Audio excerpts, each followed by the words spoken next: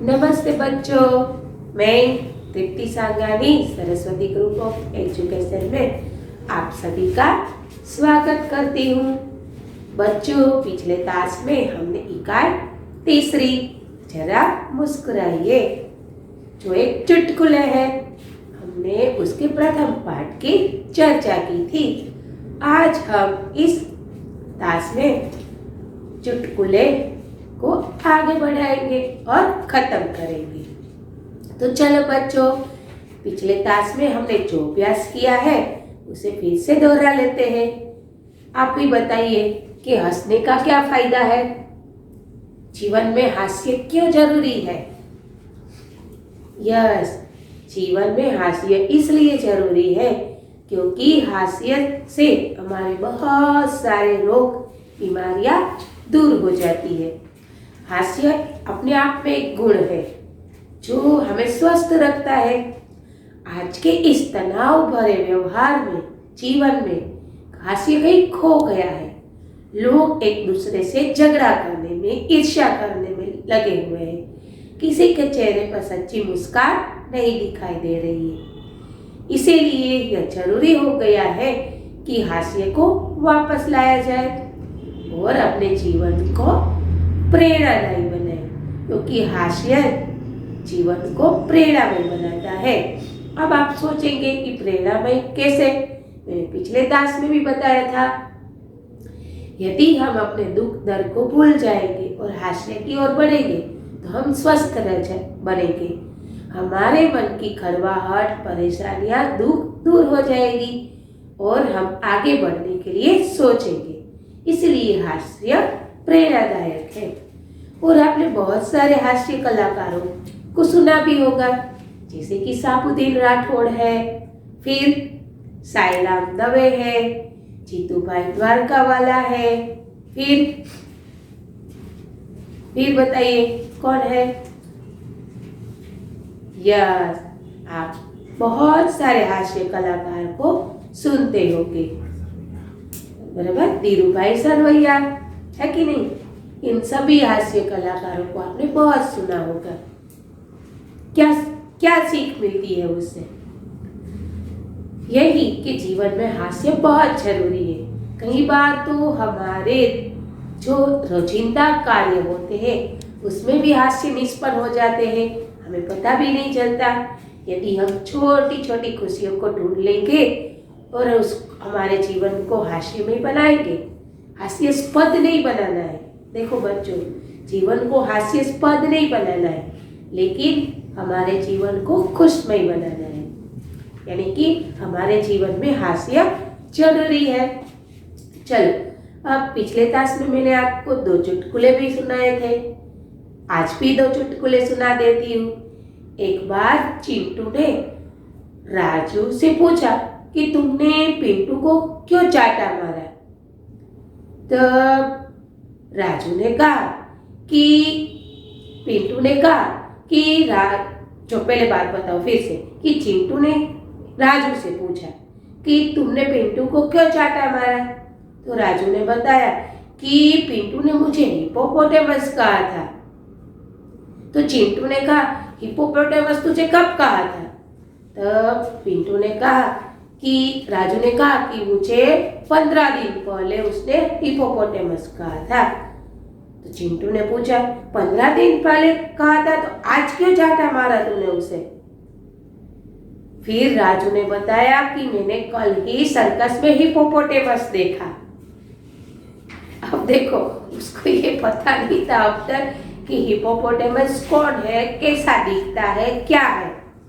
15 दिन पहले कही हुई बात को आज याद करके उसने उसको जोर से चाटा लगा दिया। आप देखो कि मैंने कल भी बताया था कि एक लड़का क्या करता है, तो खाना खाने के लिए वो किसी दावत पर जाता है क्योंकि उसको कार्ड मिले था। यहाँ पर उसके बहुत सारे रिश्तेदार आए हुए थे। उस लड़के को खाते हुए बहुत देर से कई रिश्तेदार उसे देख रहे थे।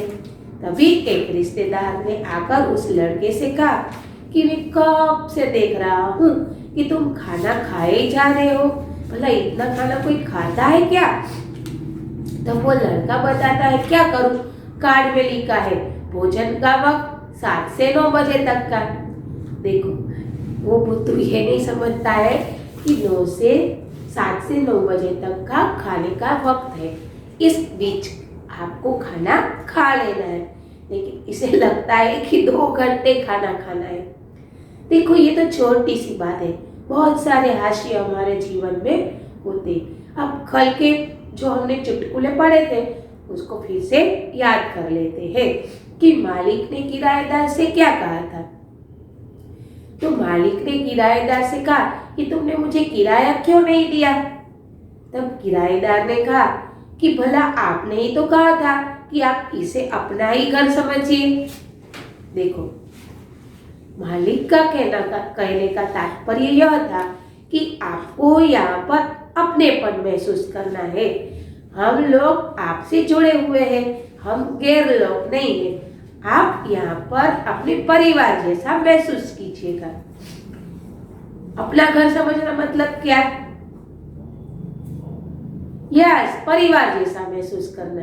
इसका मतलब ये नहीं होता है कि किराया नहीं देना है, लेकिन बहुत से लोग ऐसे होते हैं जो हर किसी बात पर कुछ न कुछ तुक्के लगा लेते हैं और हंसी पिटारा खोल देते हैं। अब बात करें सोनू की। सोनू डॉक्टर के पास जाता है क्योंकि उसका सिर फूट गया था। डॉक्टर ने इसे पूछा कि तुम्हारा सर किस तरह टूट गया या फूट गया? तो सोनू बताता है कि मैं पत्थर से कील ठोक रहा था। कील यानी खिल्ली। तभी एक आदमी वहां से गुजरा। उसने मुझे कहा कि अरे गधे, खोपड़ी का भी कभी इस्तेमाल किया कर। और मैंने वो पत्थर खोपड़ी पर लगा दिया।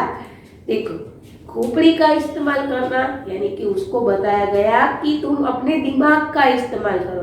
भला इतनी छोटी सी कील को कोई पत्थर से थोड़ी ना ठोकता है कि नहीं? यार वो ये समझा रहा था वो आदमी कि अपने दिमाग का, अपने भेजे का इस्तेमाल करो, उसका उपयोग करो। लेकिन इसको कुछ समझ में नहीं आया और उसने पत्थर अपने आप को ही ठोक दिया, यानी कि अपने आप को ही चोट लगा दी। अब एक अंकल ने एक बच्चे से फोन किया। उसको कुछ सुनाई नहीं दे रहा था, तो उसने बोला उस बच्चे को कि जरा ऊंचा बोलो। वो कहना यह चाहती थी कि जरा जोर से बोलो, मुझे कुछ सुनाई नहीं दे रहा है। अब वो बच्चे को कुछ समझ में नहीं आया। उसने क्या किया, एक टेबल लगाया, उसके ऊपर दूसरा टेबल लगाया और उसके ऊपर चढ़कर वो भाई साहब यानी कि वो बच्चा उस भाई साहब से फोन पर बातें कर रहा था और बोला कि अब इससे ऊपर नहीं चढ़ा जा सकता अंकल। ऊंचा बोलने का मतलब यह है कि जरा जोर से बोलो। देखो कई बार क्या होता है, सामने वाला कुछ कहता है और हम समझते कुछ और है कि नहीं? कई बार क्या होता है, देखो आपने कई बार सुना भी होगा, आपकी गुजराती की इकाई में भी कहीं आया होगा, पाठ में भी, लेसन में भी। आपका ही जो गुजराती का एक चैप्टर है अक्षर सारा करो, यस, उसमें भी बताया गया है कि अक्षरों का क्या महत्व है। यदि अक्षरों में कुछ गड़बड़ी हो जाए तो सामने वाला कहना कुछ और चाहता है और जिसे कहना चाहता है वो समझता कुछ और है और कुछ और ही हो जाता है। तो यहाँ पर कई बार ऐसा भी होता है कि सुनने में दिक्कत हो या तो किसी सामने वाले के मुंह से बोलने में भी कोई दिक्कत होती है, तो परिस्थितियाँ कुछ और हो जाती है। फिर कई बार हंसी भी आती है कि देखो क्या हो गया, क्या होना चाहिए था, है कि नहीं? चलो अब हम यहाँ से आगे जो 2 चुटकुले हैं उसका अभ्यास करते हैं। यहाँ पर बहुत सारे शब्दार्थ नहीं है, फिर भी मैंने 2 शब्दार्थ लिए हैं, आप देख लीजिए। इस्तेमाल करना यानी कि उपयोग करना, मग्न हो जाना यानी कि तल्लीन हो जाना, उसमें खो जाना। ठीक है, चलो अब हम चुटकुले की ओर आगे बढ़ते हैं। आप आपकी किताब का पेज नंबर 14 और 15 निकालिए। चलो 14 पर लास्ट जो चुटकुला है उसे पढ़ते हैं। डब्बू, इतिहास में तुम फेल क्यों हो गए? डब्बू कहता है, क्योंकि सभी प्रश्न उस वक्त के पूछे गए थे जब मैं पैदा ही नहीं हुआ था। देखो, इतिहास क्या है? इतिहास को जानना पड़ता है, समझना पड़ता है और कई बार तो उसको याद रखना पड़ता है, रटना पड़ता है। अब ये बच्चा क्या करता है? वो बताता है कि बहुत पहले के प्रश्न पूछे गए थे जब मैं पैदा भी नहीं हुआ था, तो मुझे कैसे पता चलेगा कि इतिहास में क्या आया था और क्या हुआ था? आप क्या करते हैं? इतिहास को पढ़ते हैं कि नहीं पढ़ते? इसे इसमें आपको आता ही होगा। बहुत सारी ऐसी साल भी होगी जहाँ पर राजाओं का जन्म हुआ था, महान योद्धाओं का जन्म हुआ था, तो उस साल को आपको याद कर रखना पड़ता है। उसने क्या कार्य किया था या किए थे, वो सब समझने पड़ते हैं। अब ऐसे ही थोड़ी आपको पता चल जाएगा। इतिहास को अपने हृदय में उतारना पड़ता है, समझना पड़ता है और बहुत कुछ याद रखना पड़ता है। ठीक है, चलो अब अंतिम चुटकुले की ओर आगे बढ़ते हैं। मुन्ना, पापा, कल मैंने रात के 1:30 बजे तक पढ़ाई की। पिताजी, अच्छा, शाबाश बेटे, लेकिन रात को 11 बजे ही सारे मोहल्ले की लाइट चली गई थी। मुन्ना, सच में मैं तो पढ़ने में इतना मग्न था कि मुझे पता ही नहीं चला। देखो, अब बिना लाइट के कोई कैसे पढ़ सकता है? पढ़ सकता है? बिल्कुल नहीं पढ़ सकता है कि नहीं? पढ़ सकता है? बिल्कुल नहीं पढ़ सकता। लेकिन ये लड़का क्या करता है? मुन्ना झूठ बोलता है कि मैंने रात को 1:30 बजे तक पढ़ाई की। उसके पापा ने बताया कि रात को 11 बजे से ही लाइट चली गई थी, तो तूने रात को 1:30 बजे तक पढ़ाई कैसे की? देखो, यहाँ पर हंसी आती है कि नहीं? आप बहुत बार झूठ बोलते हैं, लेकिन झूठ बोलना आता नहीं है, कुछ छोटा सा कार्य छिपाने के लिए। और कई बार हंसी भी आती है कि देखो, इसको ये पता नहीं है कि वो झूठ बोल रहा है और बड़ी सफाई से बोल भी नहीं पाता है झूठ। ठीक है, चलो अब आगे देखते हैं। एक इंसान डाकघर पे और जा रहा था, तो किसी ने उसे पूछा कि भला आप कहाँ जा रहे हो? उसने कहा, डाक खाने जा रहा हूँ। अब वो आदमी बताया कि डाक खाने जाना है, तो इतनी दूर तक क्यों जा रहे हो? समझ में आया कुछ? डाक खाने यानी कि पोस्ट ऑफिस की बात कर रहे हैं और वो वहां से कुछ और समझ रहे हैं। देखो, उसने बताया कि मैं डाक खाने जा रहा हूँ, तो वो बोलता है कि डाक खाने जाना है तो इतनी दूर चलकर क्यों जा रहे हो? कागज पर भी चाची लिखे देती हो। तो उसको ये नहीं समझ में आ रहा कि डाक खाना जाना यानी कि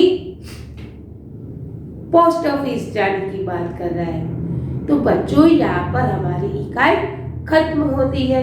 ठीक है, यहाँ पर बहुत सारे चुटकुले दिए गए, हमें उसका अभ्यास करने बहुत अच्छा लगा, है ना?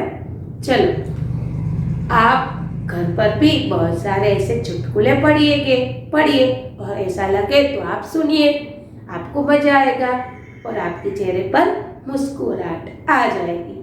ठीक है, अब आपको ये सारे चुटकुले समझ में आ गए होंगे, है ना? अब देखो, यहाँ पर मैं आपको अभ्यास करवाती हूँ। आपकी किताब में पेज नंबर 15 पर प्रश्न नंबर 3 दिए गया है। देखिए, रेखांकित शब्दों के लिंग बदलकर वाक्य फिर से लिखिए। रेखांकित शब्दों के लिंग बदलकर वाक्य फिर से लिखिए। बच्चों, आपने इस व्याकरण का अभ्यास बहुत पहले ही कर लिया है, याद आया कि नहीं? अब देखिए, पहला वाक्य है, मेरे दादाजी यात्रा पर गए हैं। तो यहाँ पर दादाजी के बदले क्या आएगा? नर का नारी में, पुल्लिंग का स्त्रीलिंग में परिवर्तन करना है। देखिए दादाजी, उसका स्त्रीलिंग क्या होगा? दादी जी। तो आप क्या लिखेंगे कि मेरी दादी जी यात्रा पर गई है। देखो लिंग परिवर्तन होते ही उसकी क्रिया में भी परिवर्तन आ जाता है। आता है कि नहीं? उसमें क्या था? मेरे दादाजी यात्रा पर गए हैं। यहाँ पर आएगा मेरी दादी जी यात्रा पर गई है। अब देखिए दूसरा, एक आदमी ने मुझसे कहा। आदमी का क्या होगा?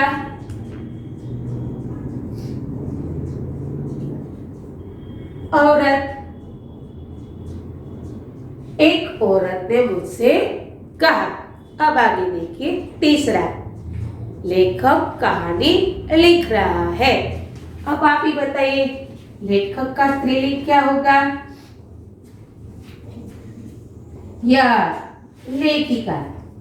लेखिका कहानी लिख रही है। देखो यहाँ पर दिया है लेखक कहानी लिख रहा है, तो उसका स्त्रीलिंग होगा लेखिका कहानी लिख रही है।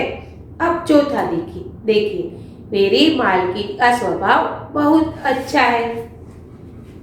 मेरी मालकिन का स्वभाव बहुत अच्छा है, तो उसका पुल्लिंग क्या होगा? यह स्त्रीलिंग है, मालिक।